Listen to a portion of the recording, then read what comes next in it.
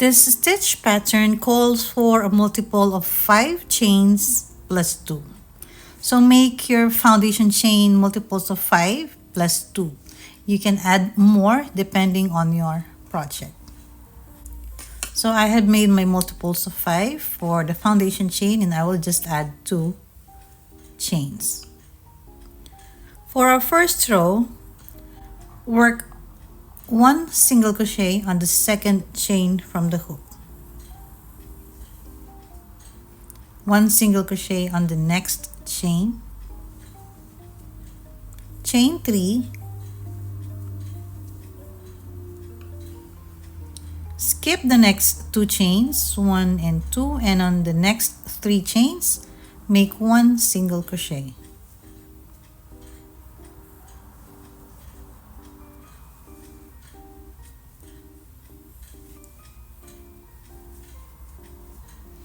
So repeat 1, chain 3, 1, 2, and 3. Skip the next 2 chains and 3 single crochets on the next 3 chains.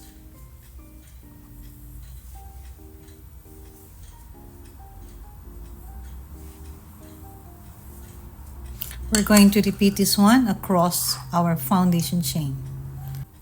We are going to end with 2 single crochets on the last 2 chains. For our next row, chain 1 and turn, single crochet in the next single crochet,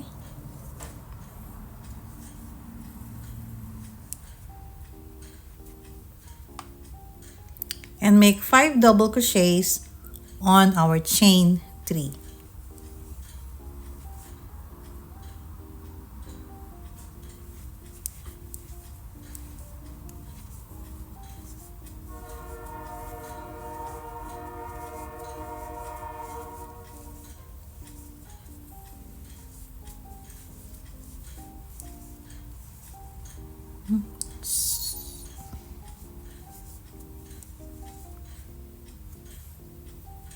So we have 1, 2, 3, 4, and 5.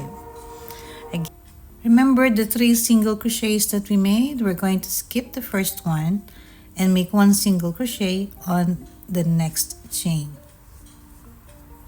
And on the next chain 3 space, we're going to repeat making 5 double crochets.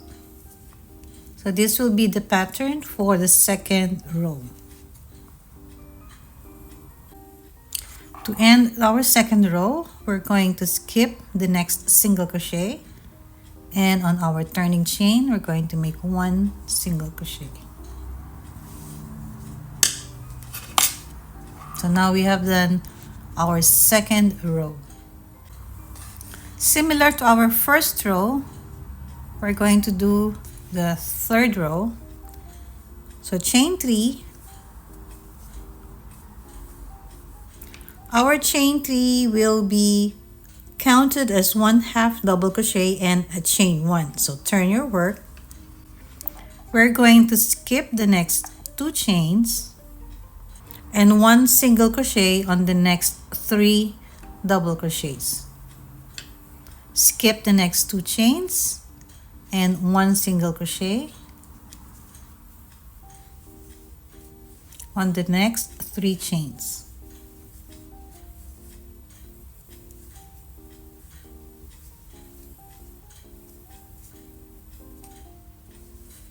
Chain 3,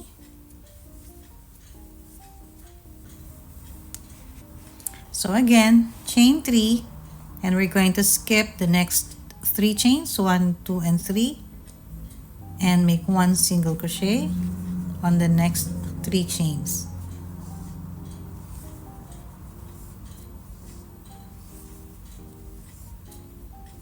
Chain 3, skip again 1, 2, and 3, and then 3 single crochets on the next 3 chains.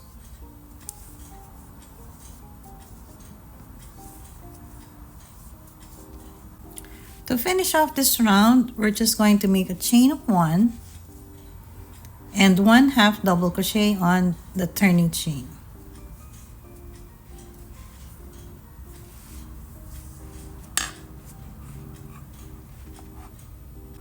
To move up for our next round, chain 3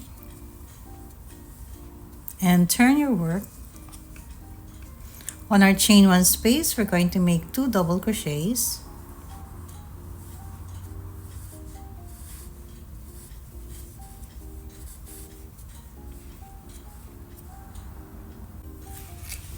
We're going to skip the first single crochet, and the next chain we're going to make 1 single crochet.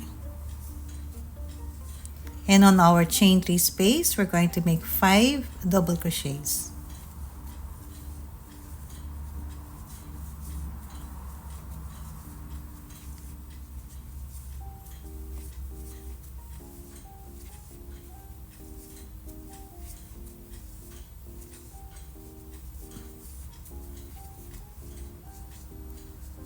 Skip the next chain, 1 single crochet on the next. So repeat across your row. To finish this row, we have here the last space. We're going to make 2 double crochets.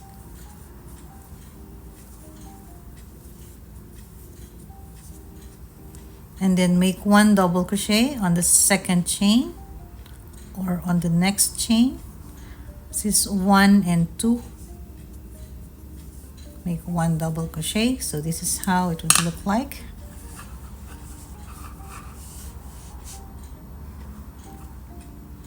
After finishing our 4th row, 1, 2, 3, and 4.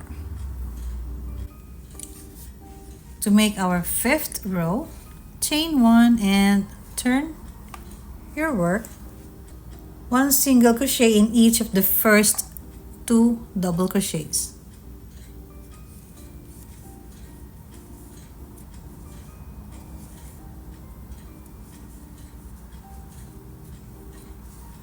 Chain 3.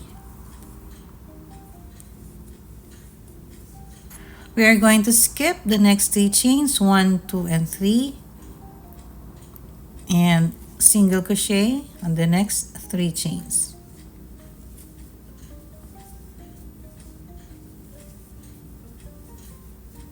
Chain 3, skipping 1, 2, 3,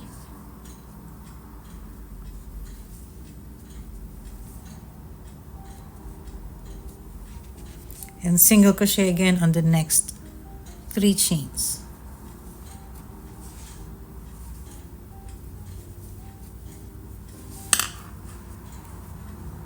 To finish this row, chain 3. We're just going to skip the next 2 chains and we're going to make 1 single crochet on this last chain and on our turning chain.